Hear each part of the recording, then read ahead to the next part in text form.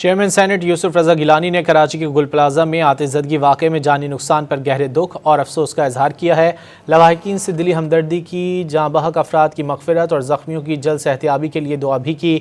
Chairman senate نے کہا کہ گل پلازہ افسوسناک واقعے پر دل رنجیدہ ہے، متعلقہ ادارے زخمیوں کو بہترین طبی سہولیات فراہم کریں۔ یوسف رضا گیلانی نے باور کرایا کہ فائر سیفٹی قوانین پر سختی سے عمل درآمد وقت کی اہم ضرورت ہے۔ گل پلازہ سانحے میں متاثرہ خاندانوں کی فوری مدد اور نقصانات کا ازالہ ہونا چاہیے۔